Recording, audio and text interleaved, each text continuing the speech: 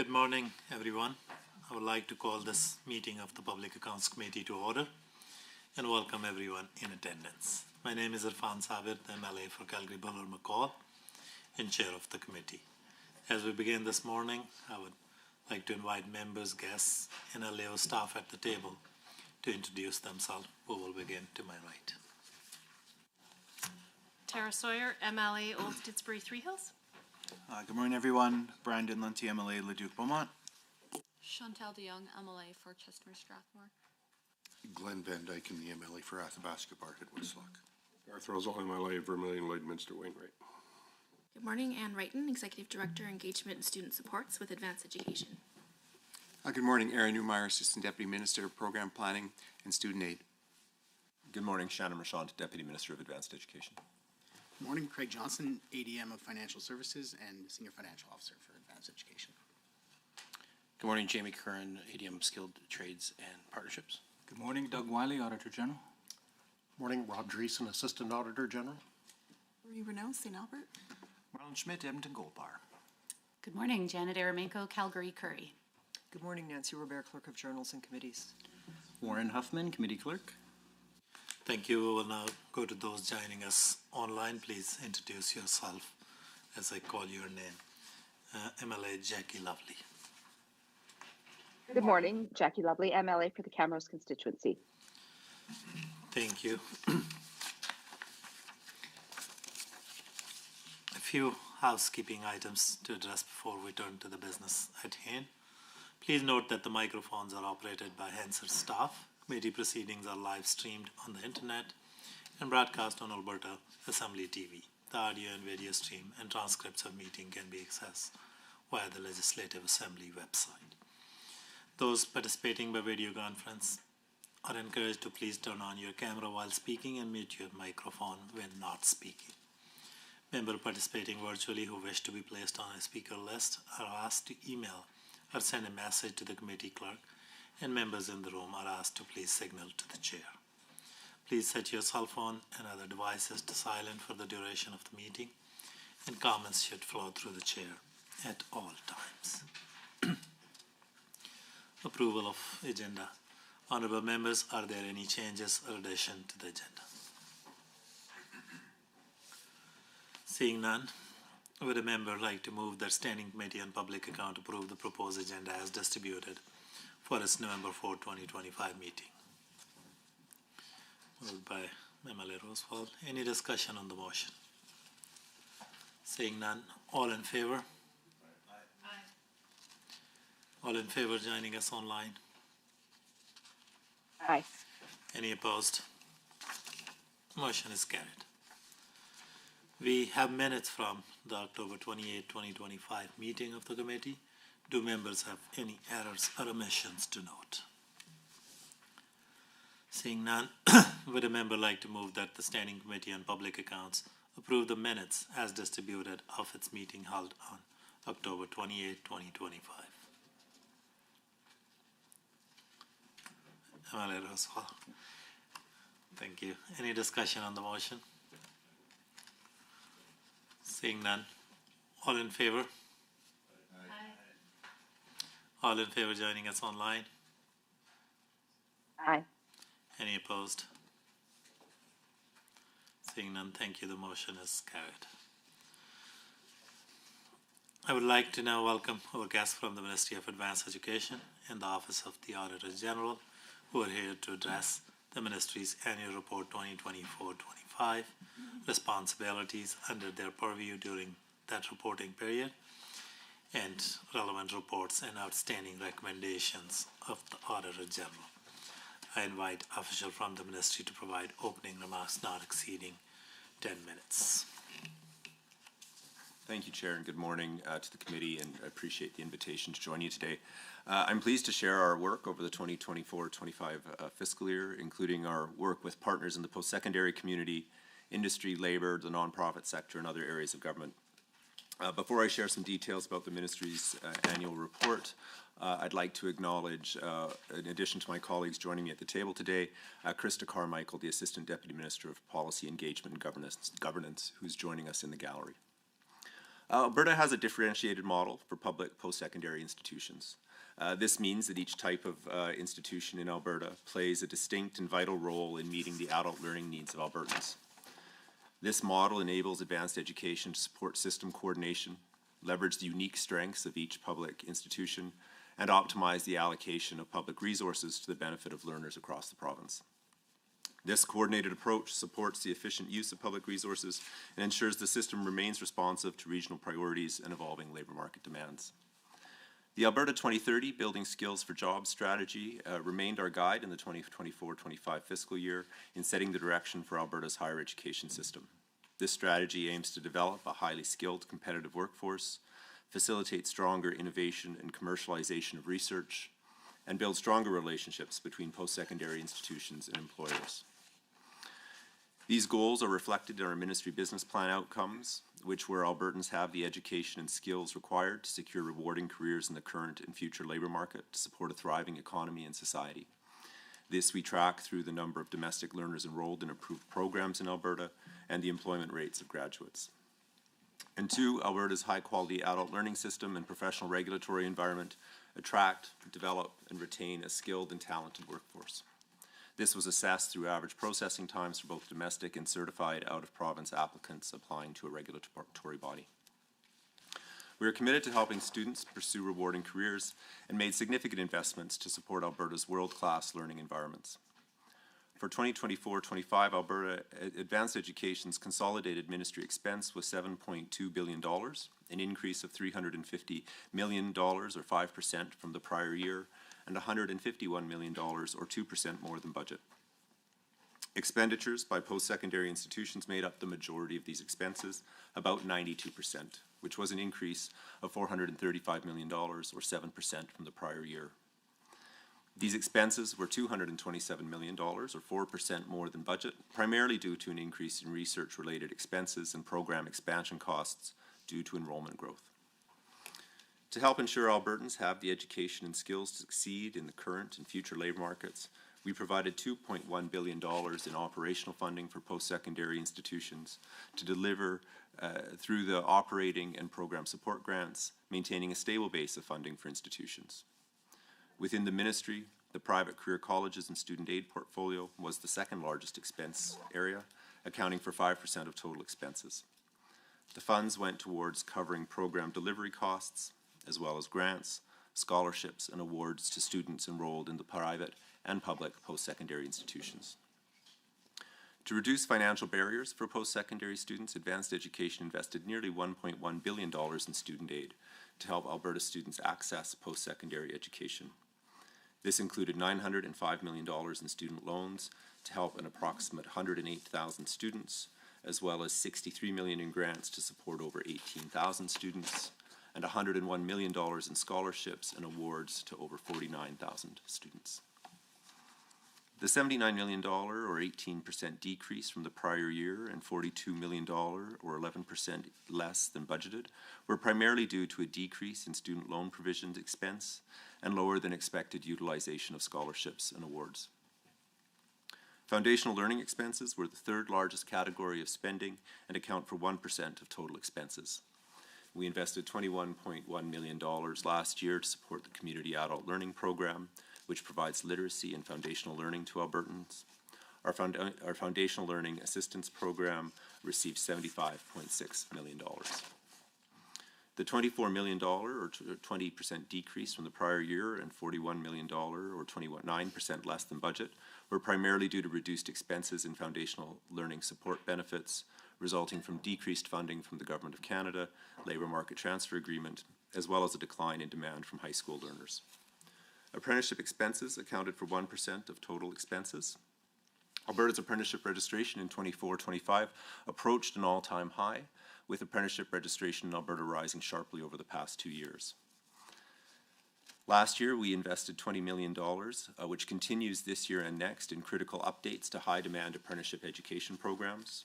From September 6th to November 17th in 2024, we ran a $1.1 million media campaign called Wouldn't Trade It to raise awareness of trades and apprenticeship programs to encourage more people to enter apprenticeship and the skilled trades. Through the Apprenticeship Learning Grant, we provided $76 million to 11 public post-secondary institutions, supplementing the base operating grant to fund over 28,000 apprenticeship classroom instruction seats across the province. The $19 million, or 44% increase from the prior year, $6 million, or 11% more than budget, were primarily due to early disbursement of many 2025 partnership grants to support high demand in skilled trades programming. Other expenses include ministry support services, support for adult learning, and regulated professions, which are relatively small and consistent between both the prior year budget and from the prior year. In 2024-25, a significant amount of work was done to streamline advanced education's professional governance legislation from 9 acts into 1 through the Professional Governance Act, which was introduced in the legislature in March 2025, following significant stakeholder engagement on its development. This act modernizes our professional legislation, emphasizing good governance and consistency in the regulation of the professions it covers, while remaining responsive to their unique needs and operations of each organization. This act brings in transparent, fair, and accountable professional legislation that ensures the highest standards of competence and ethics are in place and enforced. It will support the mandate of these professional regulatory organizations to protect the public interest of Albertans and will provide improved regulatory tools to support the needs of today's professions. With rural communities across Alberta facing a shortage of physicians, we are investing approximately $376 million over 4 years, from 2023 to 2027, to increase the number of graduates from Alberta's medical schools. The investment will fund 60 new graduates each year through the new Rural Medical Education Program training centres in Grand Prairie and Lethbridge. Under our Targeted Enrollment Expansion Initiative to increase spaces in high-demand post-secondary programs that support key economic areas, Advanced Education provided $70 million last year to support just over 2,000 new enrollments in funded programs. Aligning seat funding with Alberta's priority industry sectors increases student access to high-demand programs, helps industry develop the talent they need, and connects Albertans to good-paying jobs. Another important part of our work and how we prepare for the future growth of the student population is through capital project expenditures. Last year, Advanced Education announced investments of $360 million for capital projects over the 3-year budget cycle. This included $117 million to help create modern learning environments and $133 million for capital maintenance and renewal needs in 2024-25.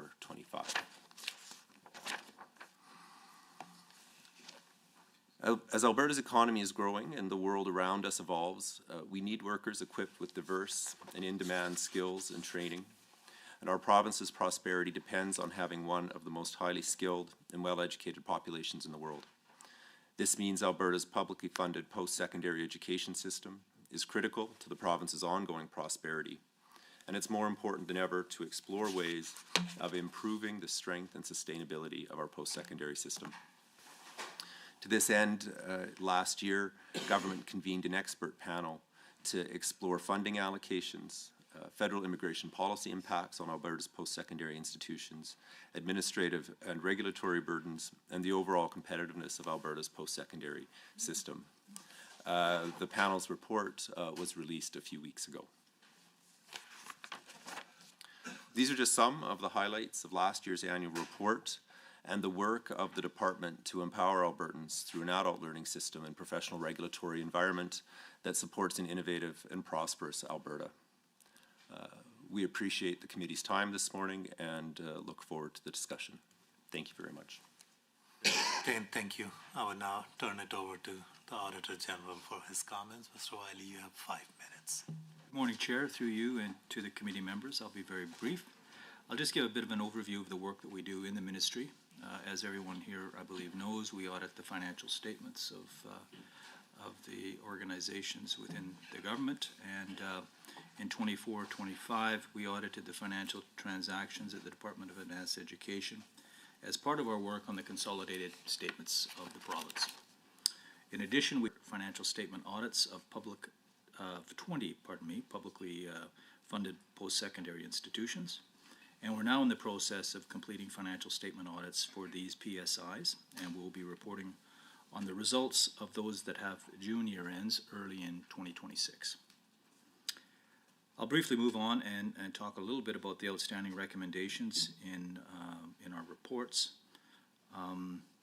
Currently, there are a total of 15 outstanding recommendations at the department, 4 to the department and to the ministry, 4 relate to the department, and 11 relate to the post-secondary institutions. 3 of the department's 4 outstanding recommendations have been outstanding for more than 10 years. In 2024, we assessed implementation of our 2015 recommendations related to for-profit and cost recovery ventures at post-secondary institutions. We repeated our recommendation to improve the department's oversight of the institution's risk assessment of ventures. The remaining 2 outstanding recommendations relate to our 2013 audit of the collaborative initiatives among post-secondary institutions, which was repeated in 2017. The outstanding recommendations related to post-secondary institutions primarily deal with processes around IT security, monitoring of cloud service providers, and procurement practices. That concludes my opening comments, Chair. Thank you. And thank you, Mr. Wiley. We will now hear questions from committee members, and we will begin with the official opposition. You have 15 minutes for this block. Thank you, Mr. Chair, and thank you, everybody, for being here. Page 38 of the annual report, Mr. Chair, has the post-secondary student mental health grant. It's $8 million every year since 2017. And according to the annual report, grant allocations aren't made according to student numbers, but a formula that considers geography, demography, campus size, and availability of external services. But if I just look at my hometown of Calgary, we've got 4 post-secondaries there. SAIT and University of Calgary received around $2,500 per 100 full-time equivalents. MRU received $5,700 per 100 full-time equivalents, and Ambrose University, same city, received $17,000 per 100 full-time equivalents. Can the folks in attendance here, can you tell me why there's such a vast discrepancy of per student funding for the mental health student grant? Thank you for the question. I think, as you identified, there are a number of considerations, and one of them is trying to find a base of, fundamentally a meaningful base of funding that enables an institution to actually do something effectively with the money. So for the small institution like Ambrose, if, for example, it was allocated on a purely per capita basis, the very large institutions would obviously get more money, but the small institutions, I think, would end up with an amount of money that really couldn't functionally do, you couldn't very realistically do very much with. And so there was an effort to try to find a certain amount of a sufficient base that, you know, the institutions in receipt of the funding, the small ones, had sufficient resources and capacity to be able to meet the objectives of the grant agreement. So when you talk about the outputs, we've got 60,000 appointments booked for the entire funding envelope, 60,000 appointments booked, and then I think it was 15,000 training and skills development activities. Do you have that broken down by institution so that we can actually identify which of them are doing what with their allocation? Yeah, we would have that information by institution because we would have it by in the annual reports, and they're reporting to us. If we could get that in writing, please, as in a response, that would be terrific. There are no performance measures here. How do we actually gauge that $8 million a year is achieving the impact that it's meant to?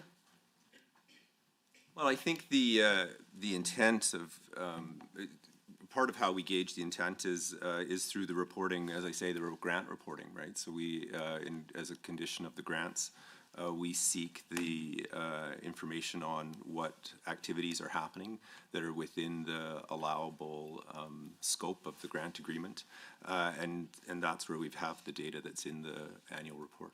Sure. I guess not so much the how, but the what. What are people actually reporting on as far as the indicators go to demonstrate that it's actually having the desired impact? Yeah, I think it's that, I don't know, I think they seem, we're trying to develop skills for staff and students. And we also, in terms of the work we do around that they do with in terms of formal training and skills development. And then there's the sheer volume of appointments, right? But I don't know that I'm in a position to sort of speak to the efficacy of those Okay, individual so appointments. onward then to some questions around affordability for students. So page 17 talks about progress made toward improving affordability for students by capping tuition increases for domestic students at 2%. At the University of Calgary since 2019, the increases in tuition have been astronomical, north of 30% as an average across all programs. Are school fees included in the accounting of affordability for students? I know that there can also be several $100 discrepancy between different post-secondaries across the province. To what extent does your ministry include school fees? I think they are two distinct pieces, but there is oversight over both. So the tuition fees are, as you identified, there's the tuition cap on tuition fees. For mandatory non-instructional fees, there's policy around mandatory non-instructional fees, which must be, they must be cost recovery on the part of the school, and so it is a fee that is charged for something that all students, obviously by virtue of its mandatory nature, have to pay, but it has to be cost recovery for the service, and there needs to be engagement with the student representatives in setting those fees. In the same way that the annual report compares tuition to other jurisdictions across Canada, does the policy for the mandatory student fees, are those also compared to other regions across the country? I don't know. I'm not sure. I'll say I am not certain about that because I suspect there's a level of variation in terms of how Statistics Canada has a model for capturing the tuition data and the comparison that happens, whereas I think mandatory non-instructional fees there's probably more variability in terms of how those are structured and regulated across provinces. Okay. I'll be curious to see the policy, if that can also be included then, the policy specifically that is determining, that guides how post-secondaries provide that, what the framework is, if there's a formula, however that number is determined, and how much variance is permitted between institutions.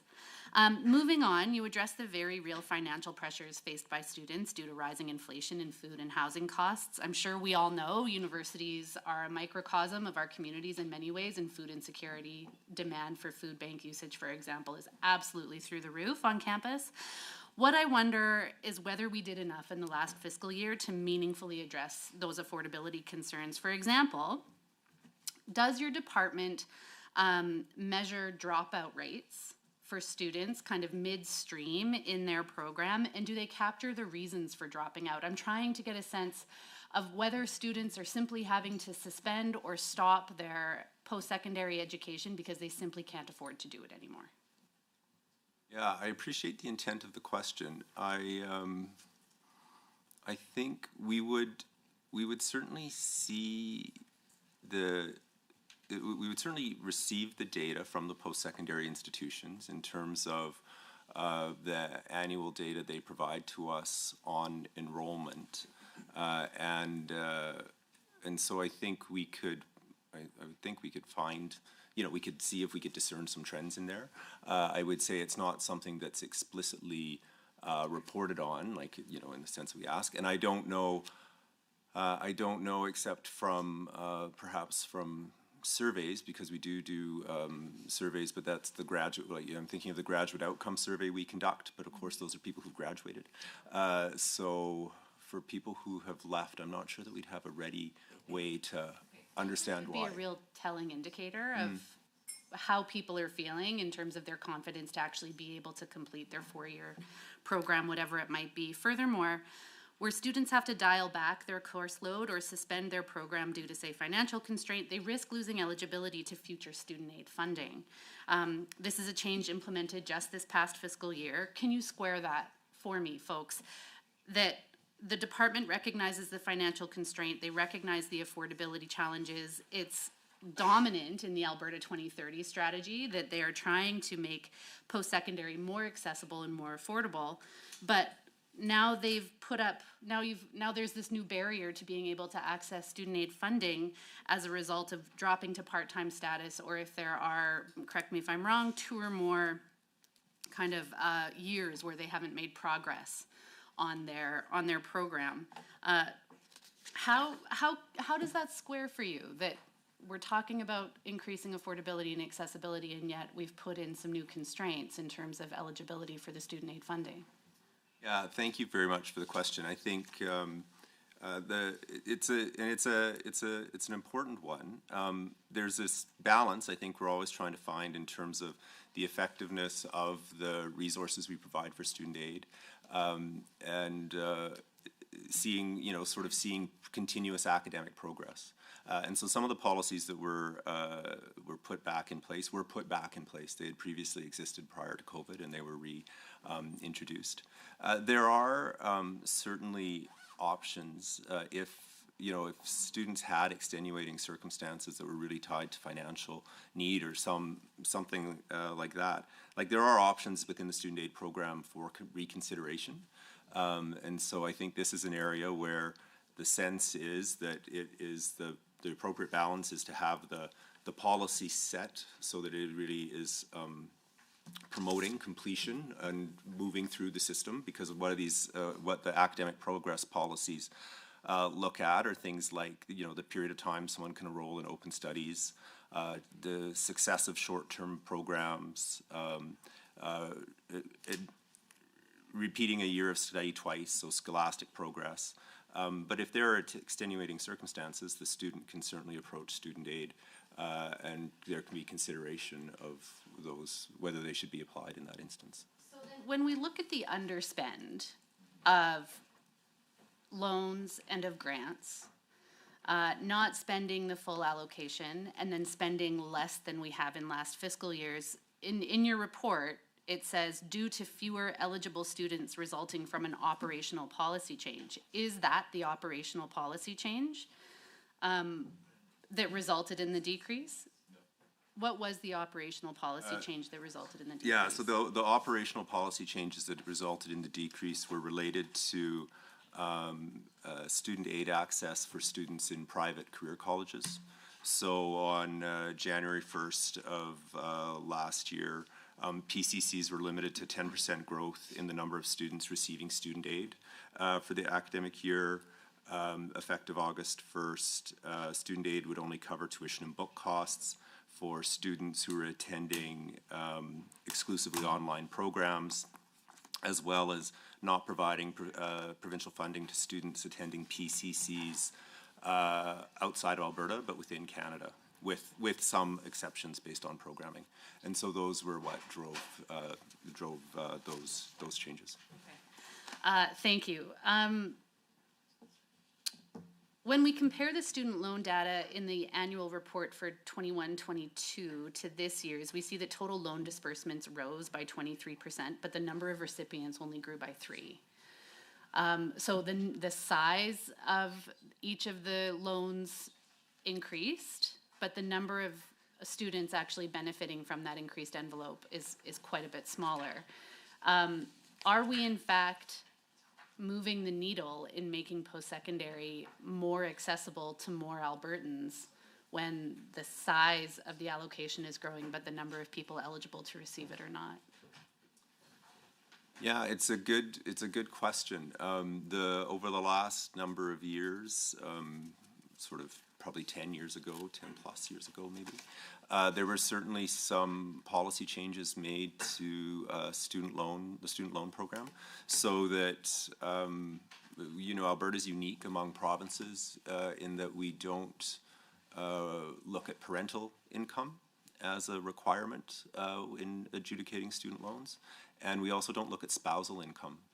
And so the consequence are, if the need exists, within the parameters of the loan program, individuals will be able to, access the loan. So, yeah. Okay. Sorry, they will or they will not be able to? They will. They will. Right? And they can access up to the maximum allowable within the policy constraints, and that we have, and that may be a factor in what's driving, the scenario you described, right?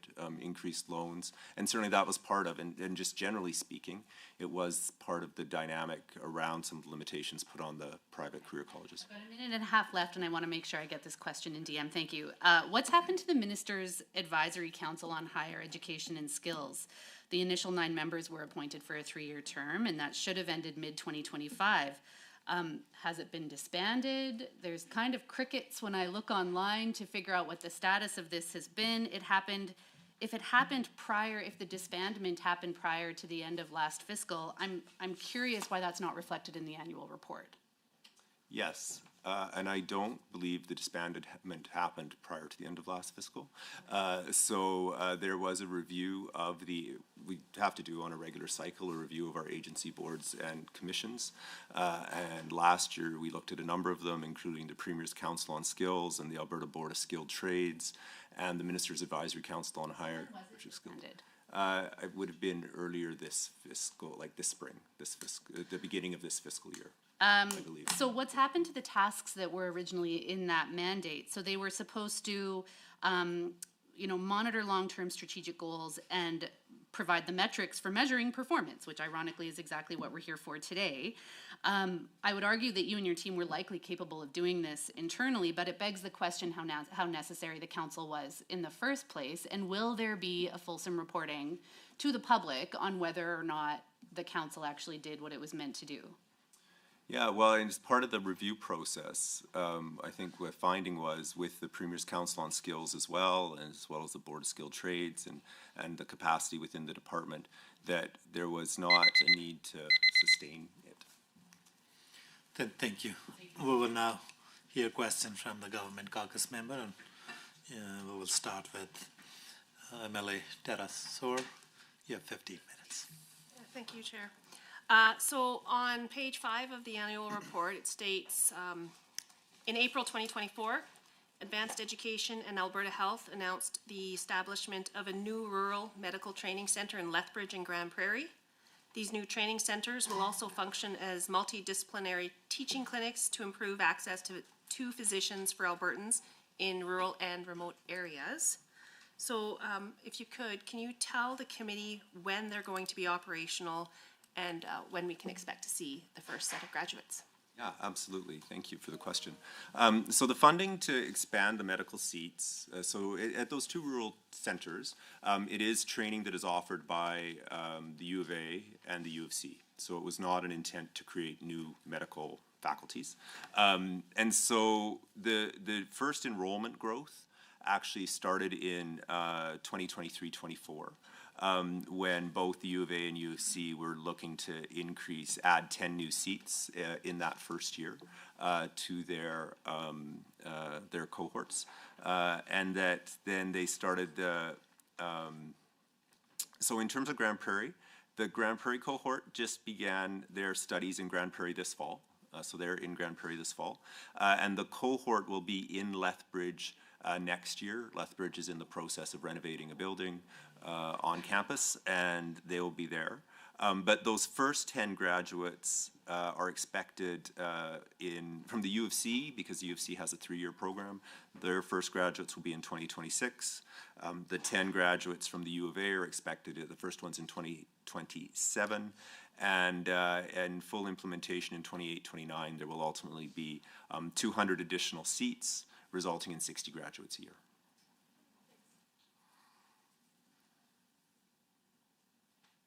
Oh, sorry. I'm so sorry. I apologize. I passed my time on to my colleague. Sorry. Emily, did you? Thanks, Emily Sawyer. Good morning, committee members and department officials for being here this morning. On page 31 and 32 of the annual report, it mentions the targeted enrollment expansion, T, I think it might be referred to in the short, which is a program to help address Alberta's workforce needs by increasing spaces in post-secondary programs that are in line with high-demand fields needing more working professionals. And it notes that so far there have been 2 rounds of T that have been supported. So I'm interested in more details on the total amount of funding that has been provided to post-secondary institutions through both rounds of T. today? And also, what is the total number of new spaces that has been created as a result of both rounds of that T funding? Thank you very much. So since 2022, we've provided institutions with a total of $312 million in funding through T. That included $258 million in round one and $54 million through round two. And overall, it is expected to support creation of more than 15,000 new post-secondary seats in high-demand program areas by 2025, 2026. All right, I'm interested. So 258 in round one and 54 in round two. Can you explain the difference between those two? Why such a big difference between the two rounds? There's so there was I think the budget round, certainly the first round in 2022. I think there was a bit of pent-up system demand to be able to respond to needs in some kind of in some of the key economic areas, and so that was a larger investment that was made. And then I think based on the funding would have been allocated through a sort of a call for proposal process from the post-secondary institutions, looking at programming in the technology area, sort of technology programs, business, nursing, other health-related programs, and then there was the rest, smaller allocations into other areas. And I think, at least in part, it would have been a case of, based on sort of the demand and what the department saw in that first round, that there was likely an opportunity to do more, and so a subsequent Treasury, there was a subsequent decision to allocate some additional funding, but not as large a pool.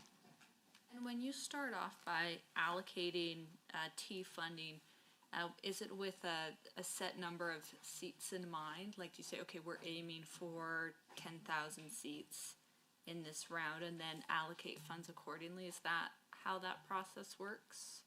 Yeah, I think a little bit, in part, that is how it works. I think there's a sense of understanding that, based on our understanding of the system, what could be achieved with a certain amount of money at a general level. But then as we go through the call for proposal process with the post-secondary institutions, there would be we would look at sort of each proposal on its merits, and depending on it depends a little bit on the situation, right? If they're standing up a brand new program, there might be some more upfront costs, so you might not kind of get quite the same initial value for money as opposed to, say, a program where you're really just looking at expanding enrollment in an existing program.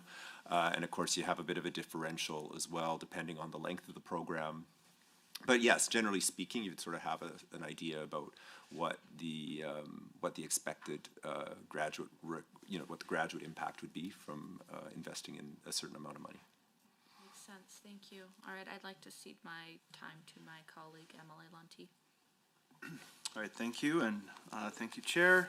And through the Chair, I'd like to thank the Deputy and his officials for joining us this morning and providing us with some information on obviously a very important topic and a key part to what we need to do to build our economy here in the province. Deputy, I know you made some comments on Alberta 2030 in your opening remarks as sort of underpinning a lot of your work, and certainly a key objective as identified in the business plan. I also note there's looks like there's 6 strategy goals, we're all working towards building skills for job strategy to transform the adult learning system and focus on providing the high quality education skills and training needed for Alberta's future. If I could, I'd like to ask a question through the Chair on, looks like it's goal number 3, support innovation and commercialization. It's listed here. It's to contribute to Alberta's innovation capacity, supporting research needs, and then strengthening the commercialization potential. So these are obviously really important topics. So if you could maybe expand on what that might look like, or provide a few examples, we'd appreciate it. Thank you. Thank you very much. there's a number of things that we're have been doing to support achievement of that goal. The one was we've recently, or in the, I think the reporting year, provided one-time grants of over $1 million to post-secondary institutions to develop intellectual property micro-credential courses. So 5 micro-credentials have been developed and are actively enrolling students. And sort of the point of this was to provide accessible intellectual property education to strengthen the ability of individuals and organizations to innovate and generate financial returns. And as of September of this year, we've got there are 2,200 participants enrolled in those courses. We've been working very closely with technology and innovation on research, innovation and commercialization.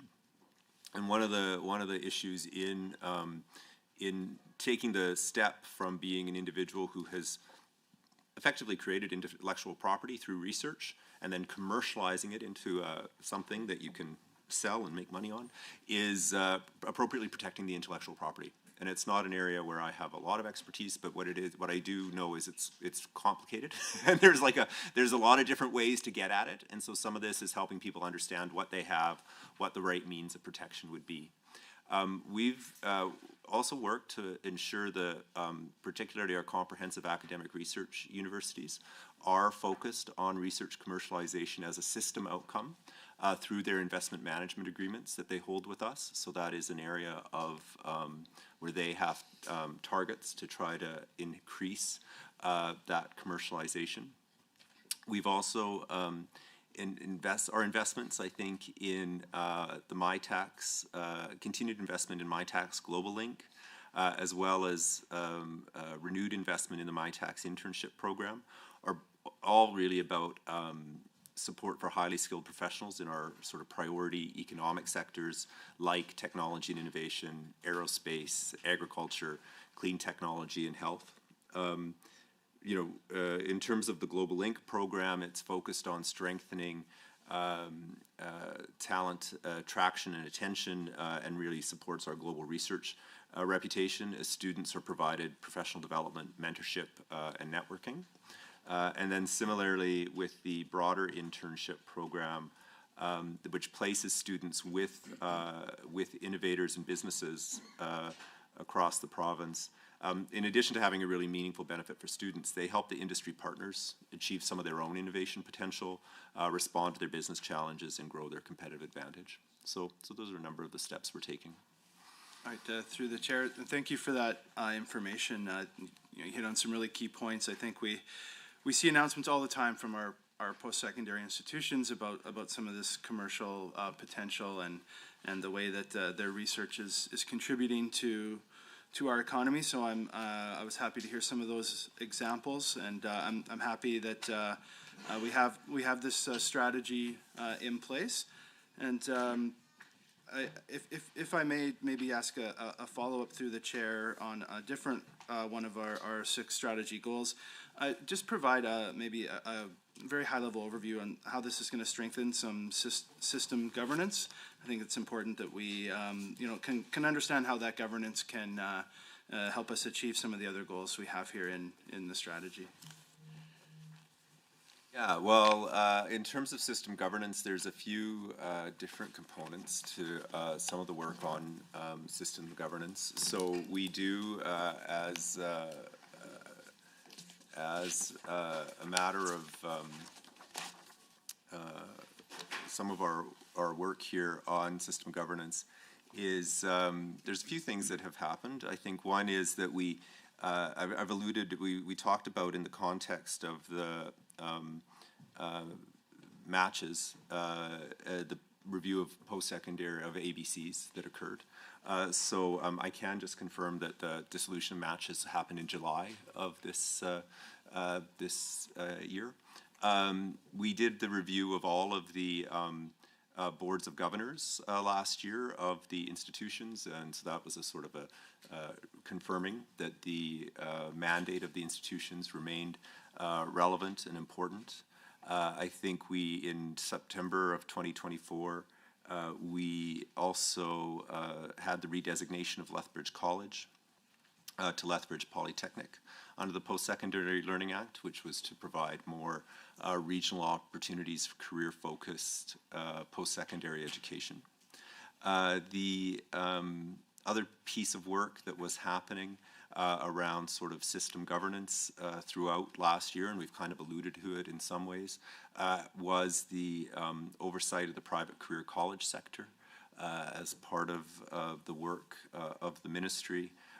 There was significant review undertaken, which ultimately, I mean, it was a lot of the activity that was occurring through 2024-25, and ultimately culminated in the introduction of the legislation for the amendments to the Private Vocational Training Act that were introduced.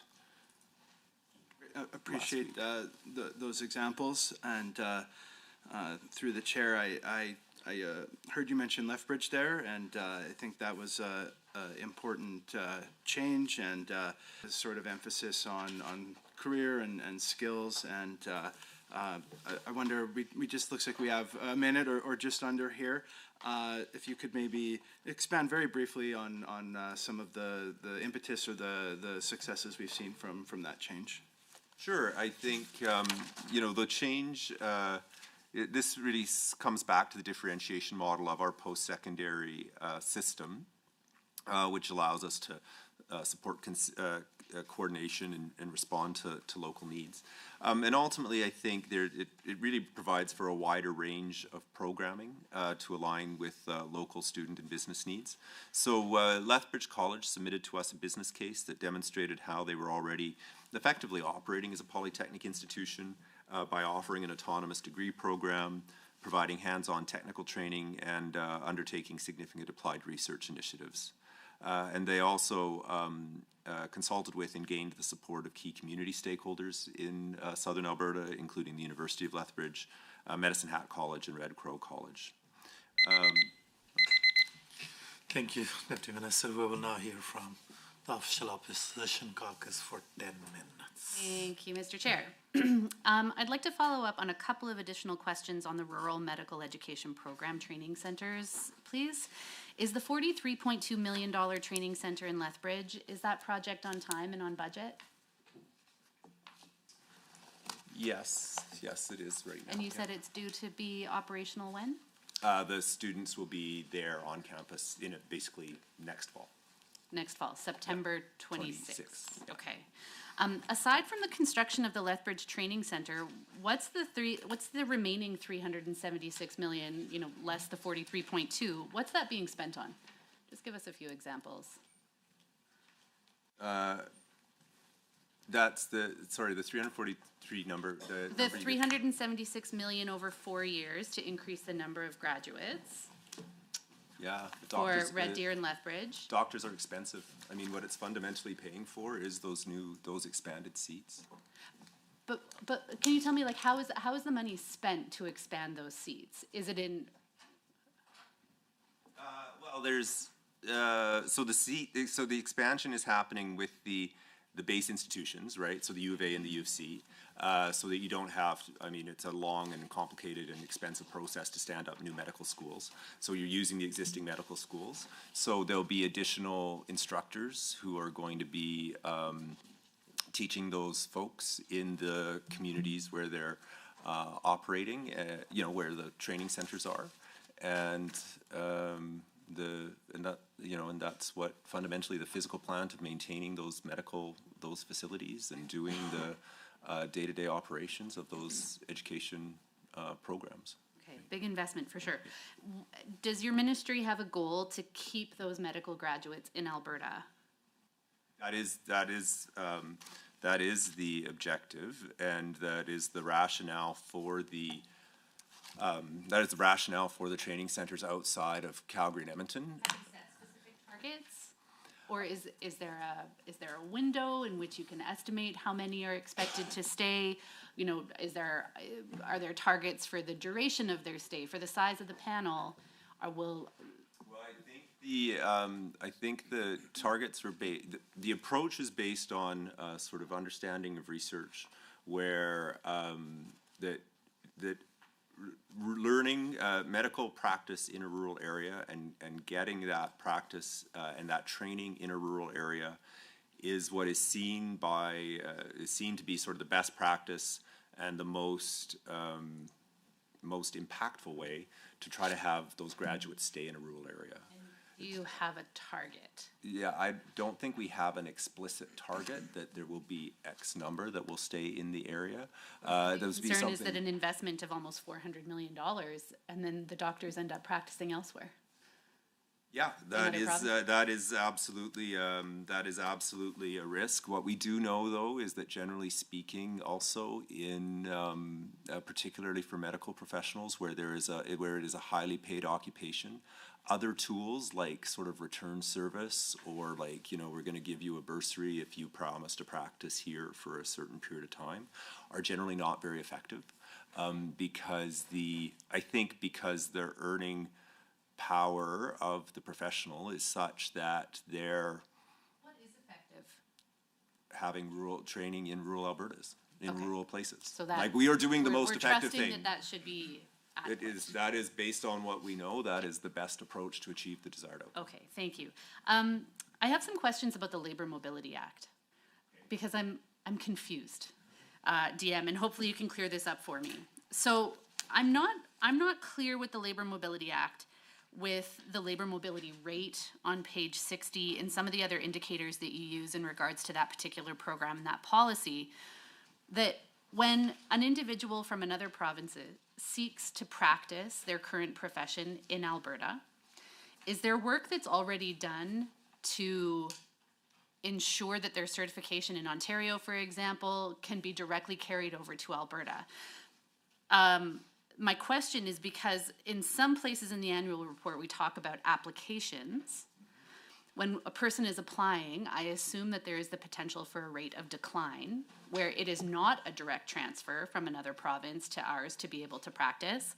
But the only metric that we ever hear about is time, the amount of time that it takes for an application to be processed. I'm not clear on how many applications are actually successful. What does the Labor Mobility Act and its associated regulations actually intend to do? Is it to eliminate the barriers between provinces for a professional to practice? Or is it to expedite the processing of an application? It's a good question, and I think it is maybe the answer is that it is a little bit of both, and how the two concepts work together. So, under the Canadian Free Trade Agreement, there is supposed to be mobility of regulated professionals, unless provinces have taken a specific exception to that mobility. So if you are licensed, so implicitly, if you are licensed in one place, you should be able to come and practice, be licensed, and operate in another place. That's the foundational objective. In Alberta's case, we have taken 9 legitimate objectives. Most of them are in the health sector, and most of them are related to scope of practice. So the scope of practice of the health professional here is different than somewhere else, and so there is some restriction or limitation put on their ability to practice here. So the interaction with the Labor Mobility Act, then, is to say, to achieve that outcome, because at the end of the day, for the purposes of ensuring the public interest is met, we still need to know who is practicing, right? The Alberta regulatory body needs to know who is practicing. So the Act limits the information that can be sought from the applicant who's coming from another province, right? And so that fundamentally is about not creating the opportunity to re-adjudicate their qualifications. And the key idea is that they're in good standing, right? So if they're in good standing. So on page 60, when we talk about performance indicator 2.B, that there's 25% was the labor mobility rate, certified out-of-province applicants applying to a regulatory body in Alberta. It strikes me that if we're actually going to be making progress on eliminating certification barriers between provinces, that number shouldn't be, the indicator shouldn't be applications, it should be approved applications. Yes, people sought to work in Alberta, and yes, they were ultimately successful in porting their credentials to Alberta. This is just applications. What about successful applications? I take your point, and Jamie, maybe you want to supplement me here, but I believe, because of the requirements, right? Because the fundamental requirement is if they are in good standing in another jurisdiction, you will license them. And that's why we are, you will. So it's a fair question about the wording, but I think the applicants and the approved are effectively the same number. That it would be there may be a slight discrepancy, but it would be very exceptional. Like if they're in good standing and they apply, and that's why we focus on the timing. Because the next piece is, you could envision a scenario where you're going to license them, but then it takes a long time. But in fact, it happens really quickly. Thank you, Mr. Curran. Sorry, I'm going to cut you off if I may. I've got 90 seconds left, and I want to get one more question in. Concerning performance indicator 1.B in 2024, 95% of post-secondary graduates reported being employed, approximately 2 years after graduation. But according to the graduate outcome survey related to that particular finding, the number is in fact 78% when we take out graduates who are full-time students or unemployed graduates who are not in the labor force. Can you just unpack that a little bit for me, please? That when we report 95% in the annual report, but it's 78% in the graduate outcome survey once we take out those individuals who are not actually in the labor force at all. Tell me about that gap, and would the same discrepancy exist for the previous 5 years reported in the annual report that also say that 95% of Alberta graduates are employed? Well, I don't think I'm able today, but would be happy to provide some additional information, follow-up information in terms of the methodology and sort of the question that you're getting at and that. I would, and we can confirm this as well with follow-up information, but I would anticipate that it is consistent through, like I would anticipate, given sort of the standards we have to meet in terms of performance indicators, that the methodology is consistent. Or if there was a change in methodology, it would be noted. So I assume the methodology is consistent. Thank you. We'll move back to Government Caucus for 10 minutes. MLA Garth Roswell. Thank you. I'd like to talk about apprenticeship distribution for a bit. So page 10 of the annual report talks about skilled trades and professions division and some of its corresponding responsibilities. So it's my personal understanding that certain areas have regional offices of this branch under the apprenticeship and industry training label, and such as in the town of Vermilion, in my constituency. Could you just provide additional details about these regional AIT offices and what they do? Happy to do so. So yes, there are the AIT offices are in Bonnyville, Calgary, Edmonton, Fort McMurray, Grand Prairie, Hinton, Lethbridge, Medicine Hat, Peace River, Red Deer, Slave Lake, and as you identified, Vermilion. And they operate out of our apprenticeship delivery services unit. And they really, there's kind of two key roles in the offices. The apprenticeship and industry training officers and the apprenticeship delivery support advisors. And so staffing numbers sort of vary by office size. Edmonton is the largest, and Slave Lake and Hinton are the smallest offices. And they are kind of located where apprentices are working and training, generally proximate to public post-secondary institutions or other training providers within the geographical area. And there's a couple of things that the folks in those offices do. So they deliver all of the apprenticeship and trades qualifier practical and theory exams, which is a big piece of a big activity for the ministry in terms of the exam administration. The system, we operate a provincial contact center. The offices are involved in that, as well as processing and registering apprenticeship education agreements. So when a apprentice gets into the apprenticeship, there's also compliance and field activities that the officers are involved in terms of going into work sites where apprentices are training, and the offices also receive and process payments.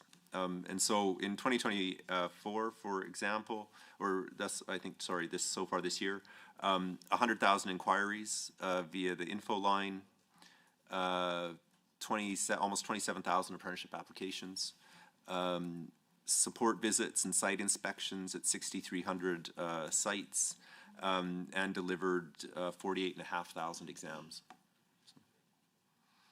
In addition to these details, could you please provide some rationale for how the Office of Support Rural Communities throughout Alberta?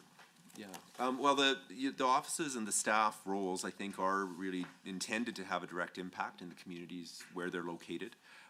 So part of that is, as I say, being out on the compliance side of the house, going into the work sites where apprentices are training and making sure that the regulations under the Skilled Trades and Apprenticeship Education Act are being followed. But the officers also play an important support and counseling role to the apprentices themselves, as well as their employers, as they're navigating the program. They also are involved as sort of on-site promoters and in providing information about the programs, and whether someone has come into the office, but also they'll be involved in local career fairs, they'll do visits to schools and other events, and then will play a role working alongside some of the key partners of government, such as Careers the Next Generation or Women Building Futures or Trade Twins to Success. And as I said as well, the other thing is that they do, every one of the offices does have a sort of a front counter service, so people can come into the office, as well as operating an exam center. So people have ready access to be able to write the exams, make payments. There's often documents that need to be submitted, those types of things, and so those are available to apprentices as well as their employers. I've often wondered, for example, I can talk about Vermilion specifically. It's I think the capacity there is about 1,500, and I think last year, they've been as low as 700, and then bounced up to 1,000 last year, and so how is that determined as to where these allocation of seats, apprentice type sheets, go? It'd be nice if we're full capacity from a college perspective, but I was just wondering how that's determined and spread around. Yeah, so we provide the Apprentice Learning Grant to institutions on top of the base funding that we provide, specifically because the apprenticeship numbers, unlike most of the post-secondary system where demand is fairly linear and steady because of the nature of enrollment, apprenticeship learning is much more tied to sort of economic cycles and registrations. And so we work sort of throughout the year, really, closely with the deans of apprenticeship at all of the institutions, monitoring their overall intake, as well as looking at, we have the data on apprenticeship registrations across the province, what those programs are in, sort of the proximity to the community. They similarly are based on that data. They've got the experience that they have in terms of being able to forecast what demand will be and what it will be in the specific trades. And based on that, we make the allocation of funds as we have available from the budget to best meet those needs across the province. I think we've been last year, I think across the system it was about a 90% fill rate system wide. There is, within that there is some regional variation, but there's not generally very many occupations or trades where we actually don't have system capacity at the end of the year, right? We may not always have the capacity in the place, in an individual location or at a time period that the apprentice or their employer might prefer, but generally, and we do our best to balance that as best we can across the system, but it's really through looking at the data and then ongoing collaboration with the schools to understand what they think they're going to see and try and match it up as best we can. Is that fair, Gene? Yeah. Is that 90% fill rate, I guess I'll call it that, is that on capacity or allocation of seats? It's on the funding, like against the funded seats, right? That's the. Okay. Thank you very much. Okay, I think I'll defer my next question to Member Dion. Thanks, Emily Roswell. And through the chair, I want to talk a bit about private career colleges. I come from a background in dentistry and I didn't attend a private career college myself, but there are certainly a lot of private career colleges in dental fields, and page 21 and 22 of the annual report talks about them specifically and the regulations and some of the initiatives you're undertaking to improve Alberta's PCC system. And just as a note, I'm very proud of Bill 2 that's being advanced to improve this and protect our students. And so, you know, in the annual report, it mentions that since 2019, there's been a lot of growth in this sector, but also an unusually high increase in student complaints. And so that's definitely concerning to hear. I know a lot of these colleges are really targeted for professional and vocational training, and students need to be protected as they seek to engage in Alberta's workforce. And so I'm hoping you can talk about the private career college registry and its goals, and well, how about we just start there with the registry and what you hope to achieve through that? Yeah. Well, thank you very much. The registry is really premised on the notion of making sure there's good, transparent information available to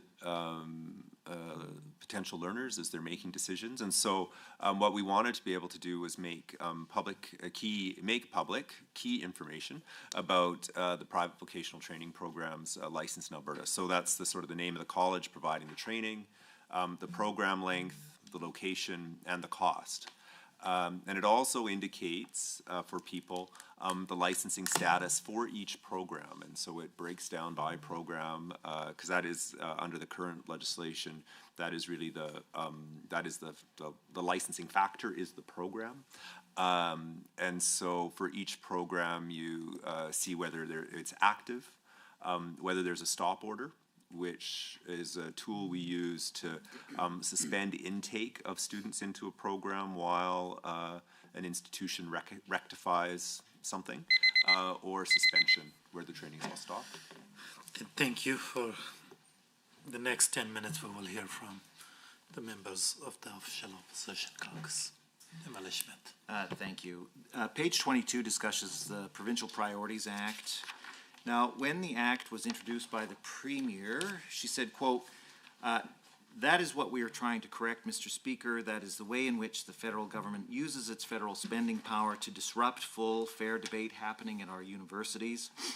Our academic institutions are vital for democracy. Having full, fair, robust, open debate on issues is vital for common understanding. Can the department describe the indicators or targets it created to measure the impact of federal funding on full and fair debate on university campuses?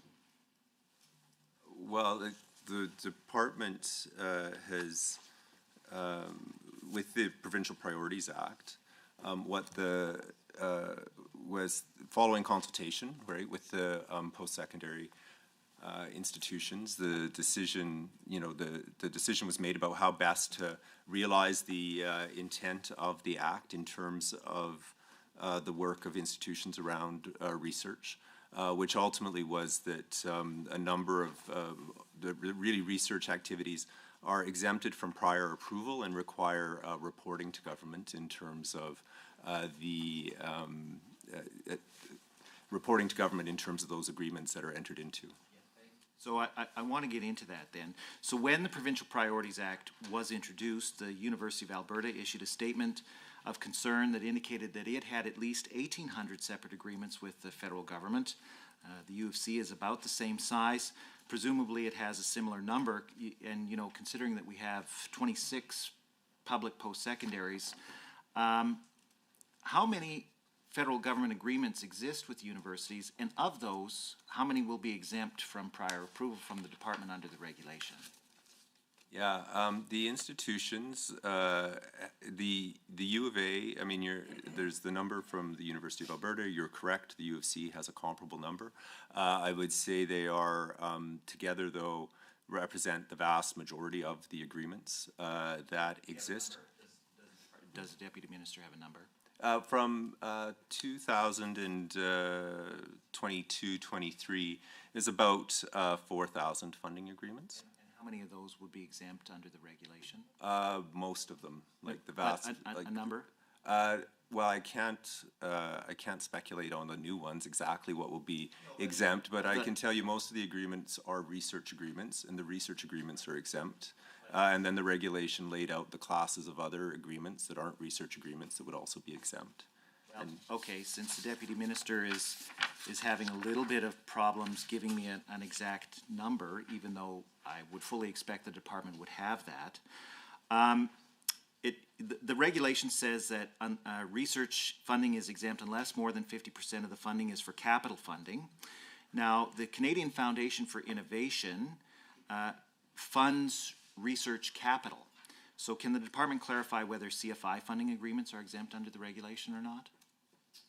Well, it will depend on if the proposed agreement is more than 50% capital. No, but I'm telling the deputy minister that those are 100% for capital. So they buy instruments, they buy technical equipment for conducting research.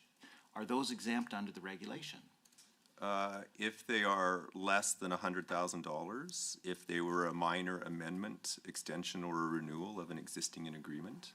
But an agreement that is 100% capital is a capital agreement, and capital agreements are not exempt. So if, for example, a professor in chemistry wanted to buy a new ICP-MS machine, which was $1 million, he would have to get department approval to get that funding agreement from the federal government? Is that what the deputy minister is saying? For the University of Alberta to enter into that funding agreement, it would need the prior approval of the Okay, thank you for clarifying that. Now, in fiscal 24-25, the U of A booked $65 million in revenue from federal and other government grants. Does the department know how much of that revenue would be exempt under the regulation? Not at this, no, I don't. Excellent. I can tell the department did a really solid job preparing for the implementation of this act. On that note, did the department add any staff for reviewing federal agreements between universities and the federal government to implement this act in the 24-25 fiscal year? No, we've not identified we've not added additional staff. Can the department tell the committee how many staff have been assigned to reviewing those agreements within in the department? Well, as the agreements come forward, they come into a team, and within the team, there's an allocation. You know, they make a determination. How many people are on the team? It's in our policy area, because of the level of the number of exemptions, or that the research, most of the agreements are research. There are other classes of exemption that were created for post-secondary institutions in terms of other, you know, whether it's an apprenticeship program or a work experience or tied to official language instruction, short-term rentals. So we don't anticipate having a large volume and believe we can accommodate review as required with the resources we have. Well, I'll just note that the deputy minister said that he doesn't know how many federal agreements are exempt under the regulation. So how can he say that there are, he doesn't anticipate any additional staffing needs? It's obvious that that more work needs to be done, I think, if the intent of this is to be met.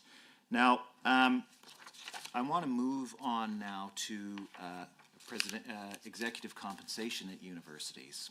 So in this fiscal year, there were some astonishing pay hikes for university presidents. Bill Flanagan, the U of A president, had his salary hiked by $54,000 a year. That's the equivalent of, I don't know, 2 educational assistants. Ed McCauley, the U of C president, saw his salary increase by $58,000 a year. That's a 9% hike. The University of Lethbridge president got a $63,000 a year increase, which was a 13% pay hike. And what's even more offensive about this is that the University of Lethbridge president makes more than the University of Toronto president, even though the University of Lethbridge has an operating budget 1/20th of the size of the University of Toronto. And topping the list of president's executive compensation is Athabasca University's president, whose salary went up $100,000 last year. How can the department justify these skyrocketing executive compensation costs when students are struggling to afford to pay the tuition and rent? I just want to clarify, are these the salaries that are disclosed on page 83 of the annual report? These are the salaries that are disclosed in the annual reports of the universities. Well, and they do, I mean, they all ultimately do connect. The compensation for in the public post-secondary institutions is governed was governed previously under the Reform of Agency Boards and Commissions Compensation Act that Treasury Board and Finance is responsible for. And then earlier this year, the Treasury Board and Finance began implementing a new non-union compensation framework for the public sector employees. But they're board-governed, these are board-governed entities. They have to have the salaries within the approved levels of RABCA, and if at any point there's any deviation, that needs to be approved by the Minister of Treasury, Board and Finance. Right.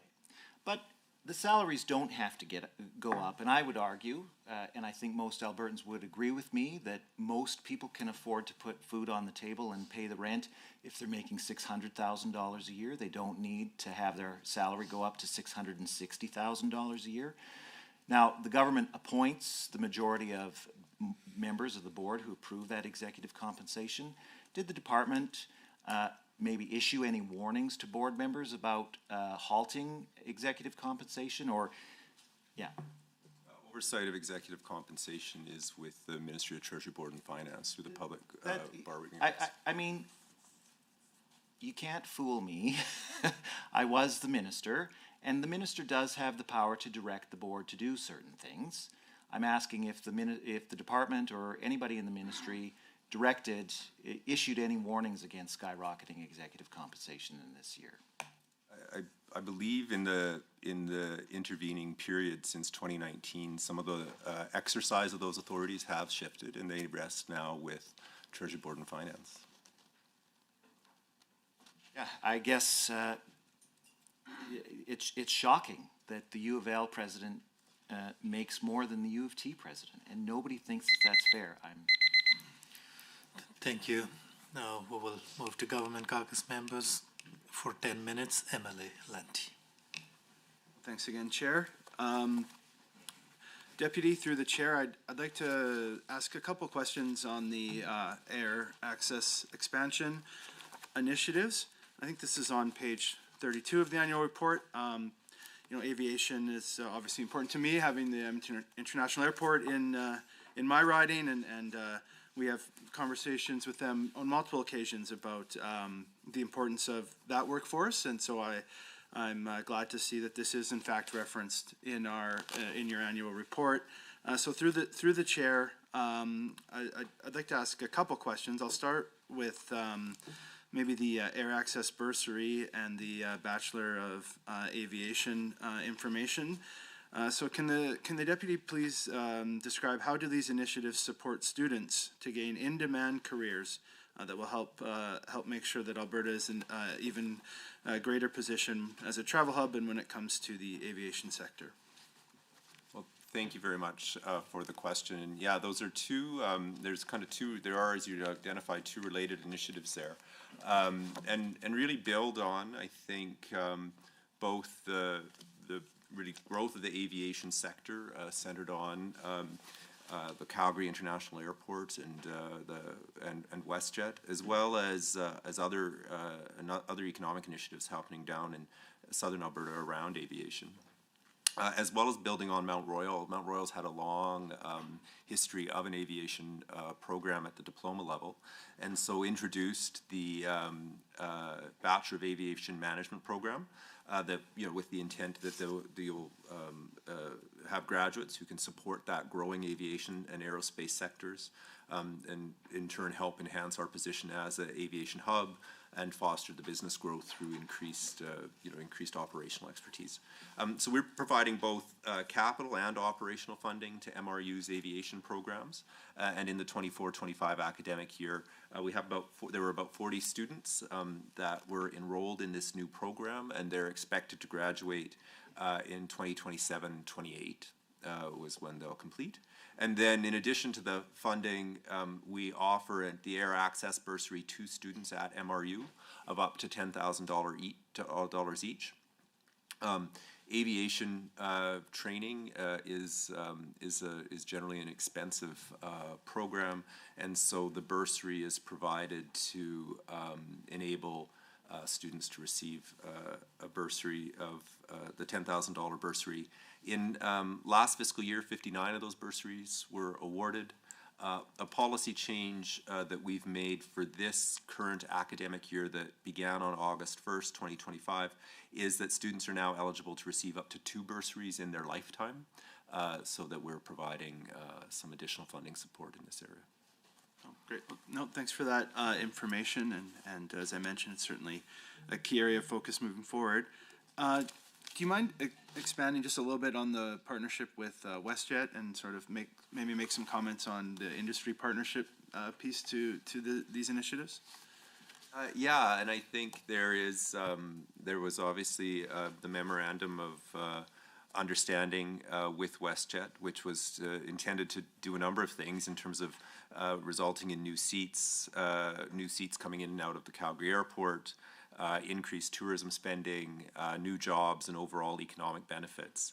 And so there was, I think government had responsibilities underneath that. WestJet had some responsibilities underneath that to support this initiative. And so one of the pieces that we've invested in is the support at Mount Royal for the aviation program. We're also seeing expansion, though, in sort of aircraft maintenance programming at SAIT. There's been the recent announcement of Lufthansa Technik expanding their operations, which is, as I understand it, I think is sort of engine maintenance type of activity at the university or at the Calgary International Airport, as well as there's research activity happening at institutions around air flight type issues, drones, defense kind of related types of things. So there's just a real hub of activity, I think, happening in the Calgary area around air travel and aerospace. No, and through the chair, thank you, Deputy. And again, I think some of these initiatives are definitely going to help the aviation sector across the province, and look forward to the future work on this and how we can tie it into the Edmonton area a bit more and help the entire sector. So I'm happy to hear that information. And Chair, I would like to cede my time to my colleague MLA Van Dyken at this point. Okay, thank you, and thank you, Chair. I'm going to focus my question on with regards to key objective 2.1 on page 50. The objective is to strengthen and streamline the professional regulatory environment to reduce timelines and barriers to registration within professional occupations to attract and retain a skilled workforce in Alberta while maintaining a high standard of quality. And in the spring, one of the key accomplishments of the spring legislative session was Bill 40. And Bill 40 was introduced, as I said, during the spring legislation. And knowing the importance of this legislation, how does the Professional Governance Act improve the efficiency and the effectiveness of the government's regulatory oversight? Thank you for the question. So right now we've got 9 different pieces of legislation that advanced education is responsible for, covering 22 different professional self-regulating occupations. So what the Provincial Governance Act is going to do is provide a consistent and standardized way for the professional regulatory organizations to carry out sort of their core common functions, such as governance, registration, issues related to professional conduct and discipline of their members. And so in terms of increasing efficiency and removing red tape, one of the pieces is that, you know, with the professional regulatory bodies, you have their bylaws, which would be, you know, they have the bylaws, they have their regulation, and they have their act. And this current, prior to the PGA, it was a bit of a mix, whether there was a regulation, a specific regulation, or whether it was in the act. One of the things in developing the new legislation was working with the regulatory bodies to really try to figure out what responsibility and authority belonged where, with a real effort to try to drive as much as possible, where appropriate, into the bylaws of the organization, because then the organization can change their bylaws and they don't have to approach government for the regulatory change or a legislative change. And so that has been, so that is probably that once we work through the transition process, that's probably the key benefit, because to come to government previously for legislative change, they would have still had to do almost the same things you would do to change your bylaws, have a meeting, have the vote of the full membership, and now they'll be able to stop with the bylaw change, as opposed to coming to us. The other thing it does is it does provide some consistency. So the power, the authorities, the functions across the pieces of legislation are common. The requirements for reporting and transparency, accountability, offenses are common. Access to the ombudsman will now be consistent across all of the regulatory bodies, which is an important piece, as well as consistency in terms of information, privacy, and disclosure requirements. So that's the intent of the legislation. So in terms of next steps with the legislation, proclamation date of June 2026, it identifies in the report. What is advanced education's current plan and timeline as you head towards the enforcement date? Yeah, so there's kind of 2 key steps, 2 kind of key regulatory steps that need to be fulfilled. So there will be a common general regulation that will apply to all of the regulatory bodies, and that will speak to some of the more operational detail associated with the legislation. And then there will be a occupation-specific regulation for each of the regulatory bodies. So now, you know, if you think of the Architects Act right now, there are some specific provisions that are really related to the architecture profession. They will find their way into a specific regulation for the Architecture Act. So you'll have the general piece of legislation, a general regulation, and then you'll also have profession-specific regulations. And so we're hoping to proceed through, really it's just phases of regulatory work, get the general regulation in place, a tranche of some of the regulatory bodies, and then the next tranche, so that they're all done by next summer.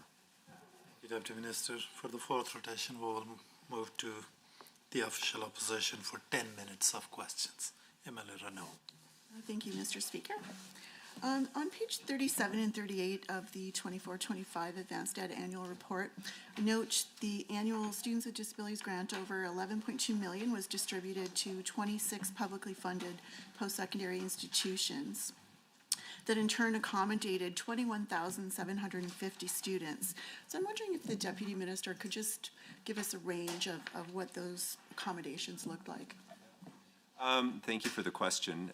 It's, of course, as you'd be aware, member, the intent of accommodation is to remove barriers and obstacles that would prevent a student from being able to fully participate in the program. And there's a range of what that can look like. It could be ensuring physically accessible classrooms. It could be flexible course delivery and exam formats. It could be assistive technologies. Or also individualized services such as sign language interpreters. Okay. So based on, I mean, that's quite a range, and every student, I imagine their need for accommodation is very different.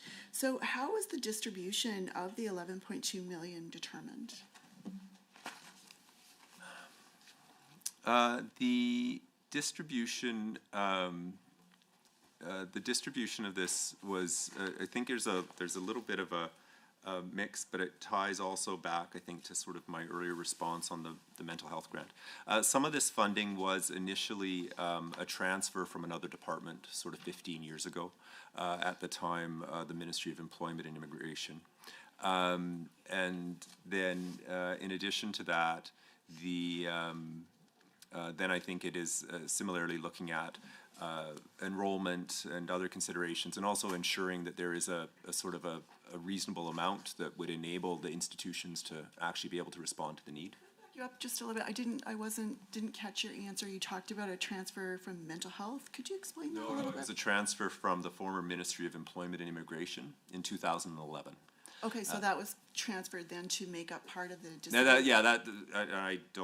I don't know the exact details of what happened there, but that is a portion of where the base of this funding has come from, and we, I think, built out to some degree the rest of the funding, because I don't imagine that funding. Funding looked like, what would you, Well, what did you would build out? what I would say, based on having worked previously in the Ministry of Employment and Immigration 20 years ago, that funding was probably focused on the career colleges. And then the rest of the funding over time is supporting the other institutions. I think there's a certain amount of trying to, again, make sure there's an equitable distribution, but also a meaningful distribution that enables the recipient institutions to have sufficient funding to actually have the desired impact of accommodation for students. So that was a lot. I'm not really clear on how exactly was it determined which post-secondary institution got what of the 11.2 million. So I'm assuming that there are larger numbers of students with disabilities in larger cities. I'm assuming they tend to move to cities for other services, whether it's accessible transportation, things like that. So I'm wondering if you could just maybe clarify for the committee how the 11.2 was decided. Yeah, I think I've tried to communicate that it is really based on an historical funding that was, was trying again to find the best distribution of available funds to respond to respond to both demand, but also ensure that small institutions had sufficient resources to be able to meet the objectives of the funding. So does the department have any reporting requirements for the 26 institutions in terms of accommodation reporting, or what are you getting back so that Albertans can look at this investment of over $11 million and say, we're actually moving the ball forward? Yeah, we do get reporting, and I may ask Anne to provide a little bit of a supplement on the details of that reporting. Yes, we do get reports from each institution that receives funding. They provide us with information on the number of students that they are serving, the types of disabilities that they have, and the accommodation services that they provide. And so we take all of that information and we look at, what are the trends over time and in terms of the number of students that we're supporting, and that then we work with institutions in terms of what that looks like going forward. Can you tell me, so are you tracking any sort of employment data following graduation for students that have been accommodated? I mean, in general, we track the employment outcomes through our graduate outcome survey, and whether that could be broken down in terms of students with disabilities, I'm not 100% sure. But we can certainly be happy to follow up in writing in terms of how we, if through the graduate outcome survey we're able to connect to graduates who have received an accommodation while they were studying. If there's, that'd be great if the department could do that, is give this committee some additional information. I guess I'm just trying to get at $11 million is a healthy investment. It's good to see. but it would be great to have some metrics to know from year to year, are we actually improving? So, one of my questions would be, has this ministry provided any insight based on the data that you collect or the information that you have access to your adjacent ministry that is looking at perhaps accessibility legislation, so making Alberta more accessible? Any sort of work or preliminary work around using the information that you've collected to create more accessible pathways? That would be ALSS, Assisted, as you're yeah. thinking of, right? Well, I guess it could live Probably, anywhere, but sure. But maybe. We certainly work with other departments on kind of key priority areas. I'm not sure, Anne, if there's anything specific on this. Yeah, I hear you. Accessibility. Yeah, on this one. Not a specific initiative that's unfortunate. at this point. So the department noted a 9% increase in self-disclosure of accommodations required by disabled students. So clearly there is a mechanism to collect some information about the types of intensity of accommodation that are needed. Can the department make any other sort of statements around what is needed in terms to open up more pathways or intensify these pathways for students with disabilities? So I can see little bits of information here and there through the annual report, but there doesn't seem to be sort of a package of outcomes or targets that we can look at to say, year after year, we're making these investments, but we don't see any progress. We don't know if are people employed a year after, 2 years after. We just don't have that information. So is there anything else that you could point to sort of where we can look to see, are we moving ahead? I think it's a good question. I'm not sure. I think it is a fair, it's a fair comment that it is sort of captured in various places throughout the annual report, but I don't think there's I don't think there's maybe the focal point that you've identified, so we can take that away. Specific metrics for the $11.2 million grant. Okay, so I'm going to move on to another topic, so we're running out of time.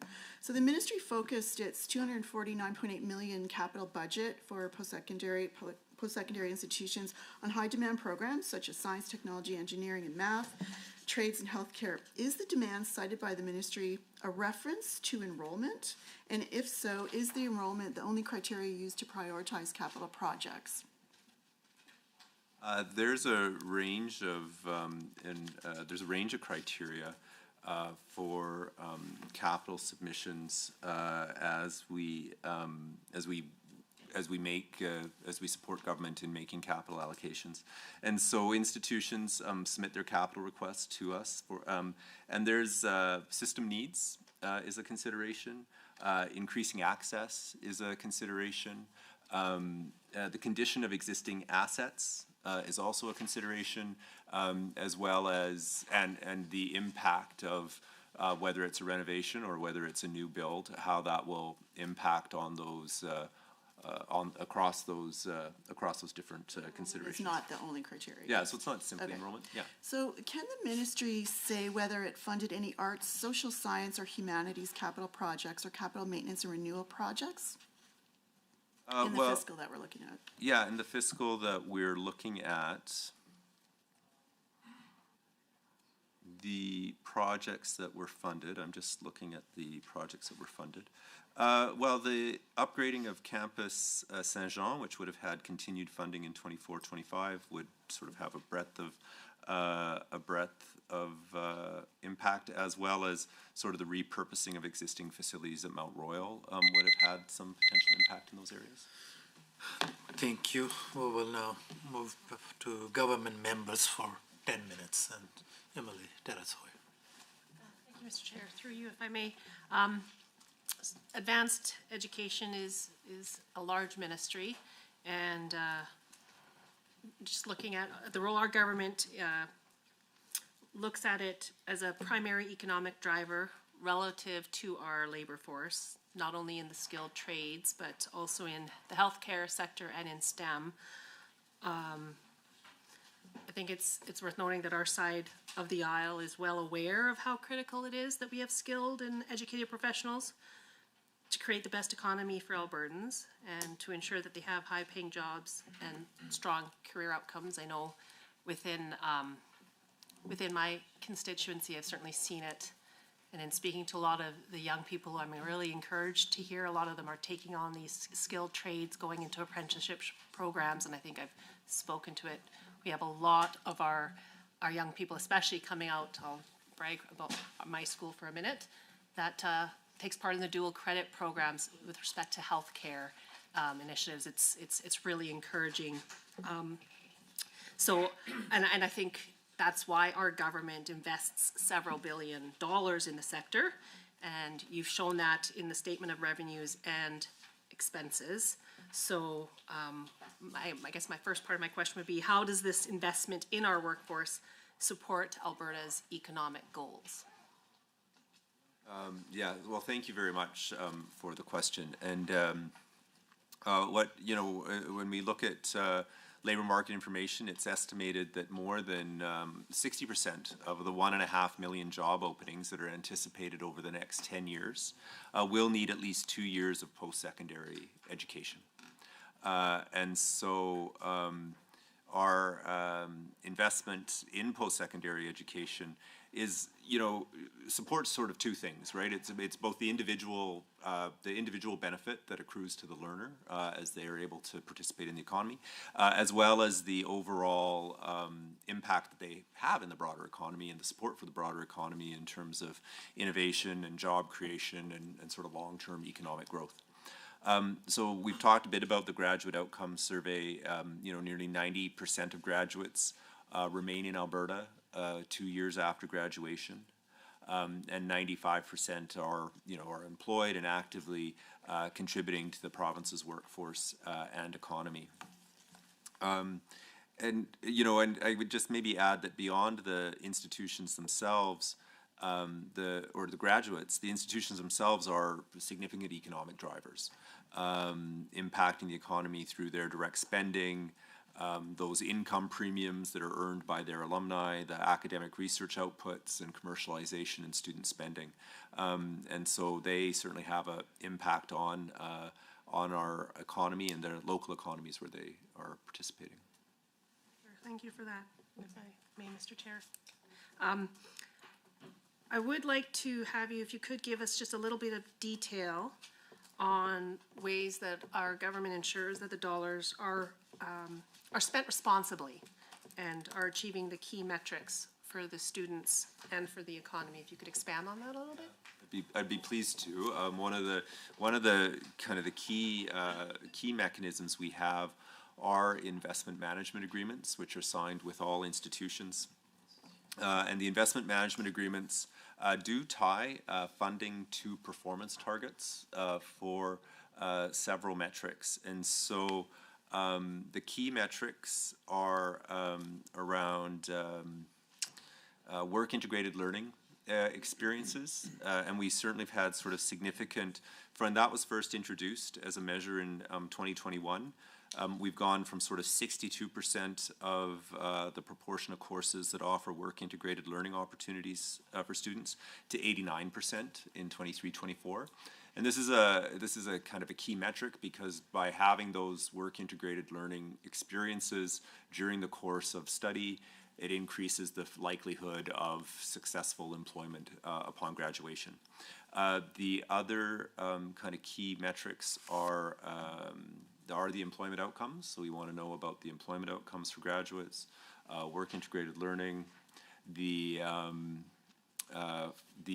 for the public post-secondary institutions, administrative costs and keeping the proportion of administrative costs, the share of administrative costs low is one of the other performance measures. So that's in turn trying to get at the idea that the funding is going into the system and supporting the students and administration costs are low. Enrollment is the other key metric. So we're really looking across, so we want to know that we've got enrollment happening. We want those students to have work-integrated learning outcomes, and we want to know that they're successfully getting into employment upon graduation, and at the same time that the administrative costs, the share of overall cost, remains low. And those measures all have funding at risk. so funding is tied to those for the institutions. And so I think that's within the broad, you have the broad strategy of Alberta 2030.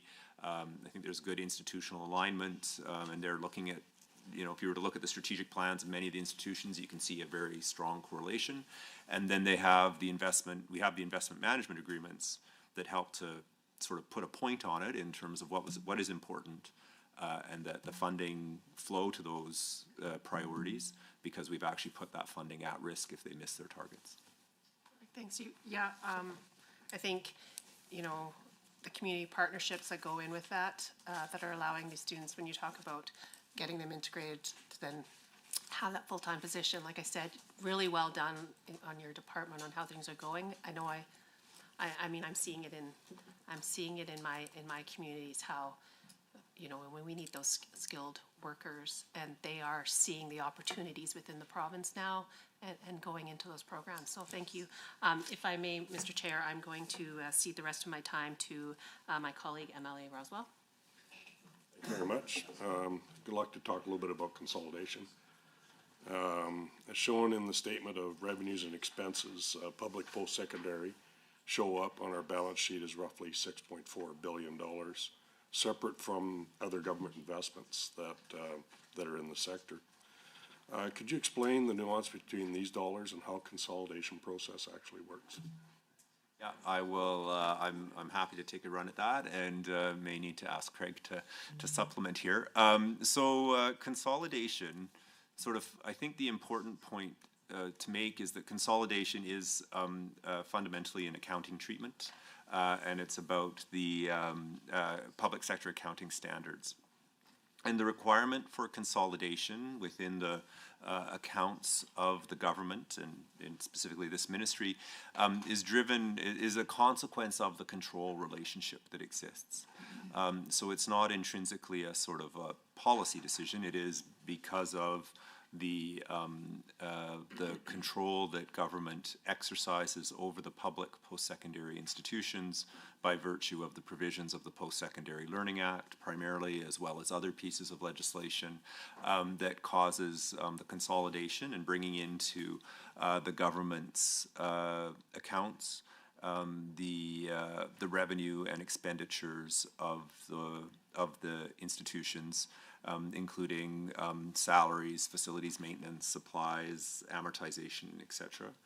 One of the things that does happen in the consolidation is that there is a reconciliation of the transfers that come from, that ultimately go from the department, because within the department's budget, which is approaches about $2.7 billion, a big portion of that is funding that then subsequently flows to the post-secondary institutions, and consolidation will net those numbers out so that the actual place where the money is spent is what is shown in the consolidation.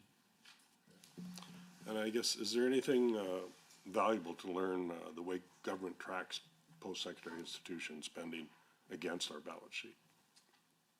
I think, consolidation can certainly have significant impacts on the government's fiscal results, given that the PSIs represent over 90% of the spending of the ministry. So if on balance the PSIs have an overall surplus, it would certainly be seen to add to the government's bottom line. But if they also had a deficit, it would alternatively reduce the bottom line. I think, regardless of consolidation, I think our oversight role, as outlined in the Post-Secondary Learning Act and other pieces of legislation, certainly requires significant reporting, which we receive from the institutions, on both financial and non-financial results of the PSIs. But as I say, it really is, the consolidation is really based on the assessment of control that government has over the institutions. Thank you. For the final round, members will have the opportunity to read questions into the record for a written response from the department, and members have 3 minutes. We will start with the official opposition. Thank you, Mr. Chair. The Auditor General found that the requirements to report the financials of for-profit and cost recovery ventures were removed from the annual report guidelines for the 21 and 22 reporting years.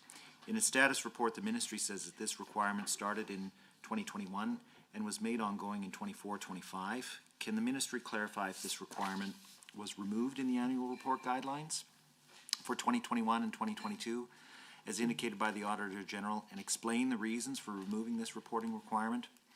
And can the ministry confirm that this requirement has since been added to the guidelines again? The Auditor General found that the department provides little feedback to boards on ventures. The ministry states that it provides feedback on the annual reports. Can the ministry provide details about the kind of feedback it provides on the annual reports, and if this feedback is directly about for-profit and cost recovery ventures? Can the ministry elaborate on what additional feedback beyond feedback on the annual reports it provides regarding for-profit and cost recovery ventures? Does the ministry provide targeted feedback specific to individual ventures? And how does the ministry document the feedback it provides regarding ventures? Final question from me. Has the ministry ever intervened in a for-profit or cost recovery venture that was not meeting expectations? And if so, would the ministry share details about what happened, how it intervened, the outcome of that process, and any lessons learned? Thank you, Mr. Chair. A couple of additional questions. One is around the funding formula and what work has been done by the department to work on what that is going to contain. Certainly, it was highlighted significantly in the expert panel as chaired by Jack Mintz. I have another question in regards to the targeted enrollment expansion. The annual report shares that enrollment was 72%, but the ministry writes that some programs may fall short. For what reason are they not meeting targets? How many programs and which programs were in this category, and how much money was ultimately redirected?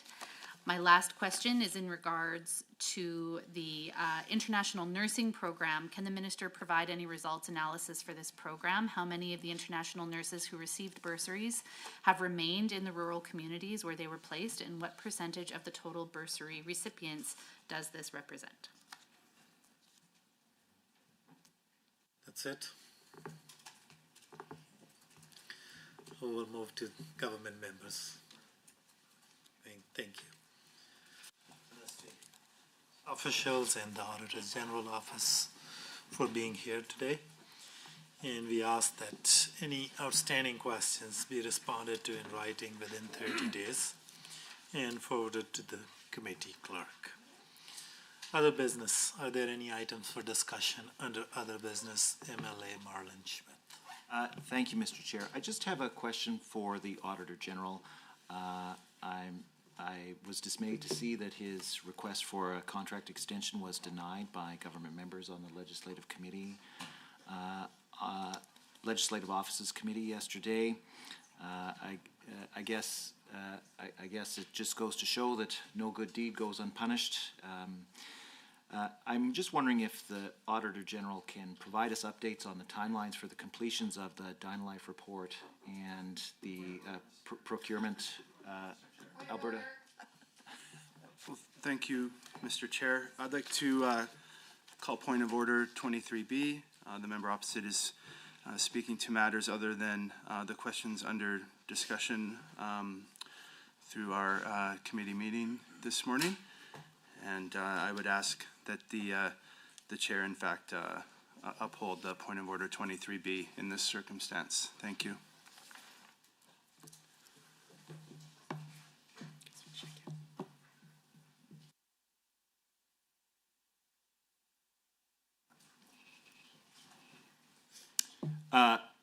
Mr. Chair, this is other business. There's no strict definition of what's allowable under other business. Our business is to understand and review the work of the Auditor General. There have been significant developments in the Auditor General's time frame for his work since we last met. I think it's a reasonable question that I should be allowed to ask the Auditor General. Member Lovely, you also raised a point of order. Was it a different one or on this one? It was actually the same point of order. The purpose of our meeting is to focus on what these folks are working on and not something that happened yesterday. I think question was about Auditor General's work around DynaLife and some other report that member mentioned. How does that pertain to advanced education? That's the purpose of our meeting today. I think it's other business, and Auditor General is part of this committee. His recommendations are always discussed, his work is discussed, and as such, I do not find this question insofar it relates to the auditor's work around these reports out of scope. So if Auditor General likes, he can answer. Okay, thank you. I think I've actually been on public record on this, and I will repeat that. With respect to DynaLife, we have actually completed the work, and that will be reported very, very shortly. I cannot give you a specific date, but it is imminent. We are following our process, legislative process that we require before we make a report public, and we're in the midst of that. With respect to the procurement work at Alberta Health Services, that work is ongoing. We do not have a set timeline for that report. We are still conducting under oath interviews at this time, and we don't have a target date for that yet. So we're in the middle of the examination phase of that piece of work. Thank you. Any other?